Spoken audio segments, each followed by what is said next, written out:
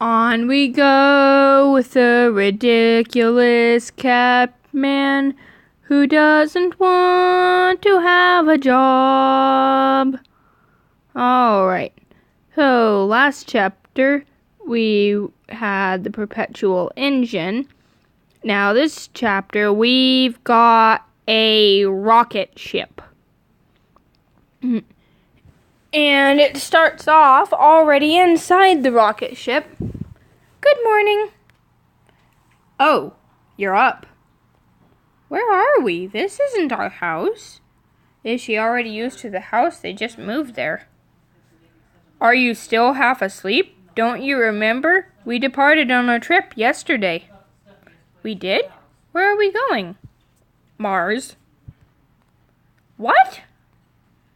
We're going to Mars. Then, where are we now? Inside the rocket I built. Don't you remember floating in space yesterday? Oh, that's right. Why Mars? I don't remember. I think that means you don't remember. There were too many of me for the house. We're moving all the extra copies of me to Mars and taking a trip while we're at it. I see. How long is our trip? Mars is really far, so it will take about 6 months. Huh? No way. I have to be back at work tomorrow.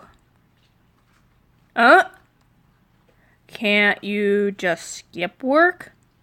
He doesn't know anything about work, does he? Even if he was top of his college class. I can't. I have to go to work. Then on to the next chapter. I've been thinking. What about? And this time it's her idea, not his, so he has to work instantaneously to get this chapter's invention done. I could go to work and still be on this trip if I could warp, though she's becoming more confident in his abilities that he can come up with something for her. I could go to work like whoosh! Then I could come back here like zoom! I see. I guess that would solve the problem. Will this work for you? That only took you a moment. Well, there are 10 billion geniuses here. Amazing. Well, I'll go to work then. On the way, I'll brag to my father that you're taking me to Mars. Oh. Be sure to tell him I'm really good and amazing, okay? Okay. And she does not consider that the least bit suspicious. By the way, is Mars cold? Should I bring a coat? Mars is not only really cold, there's no oxygen, so you'll have to wear a spacesuit. And he didn't think of this ahead of time. He's a genius, but apparently has no practical sense. Really? What an inconvenient place. Now that I think about it, it's not a convenient place for anyone, let alone 10 billion people to live. It could also be a danger to her. I know what I must do.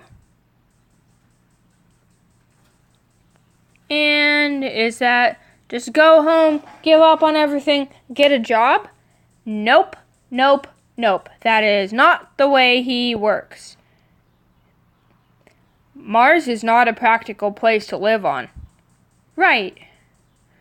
So I changed the environment of Mars to make it more livable for humans. In other words, I terraformed it. There is oxygen now, and it's not cold either. Also, there aren't any strange black bugs. And I don't know what that might have been a reference to.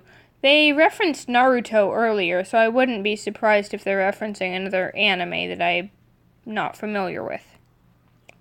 I don't know what you mean by strange black bugs, but are you saying we can live on Mars like how we do on Earth? Wow! You really can do anything! Yeah, don't mess with Earth.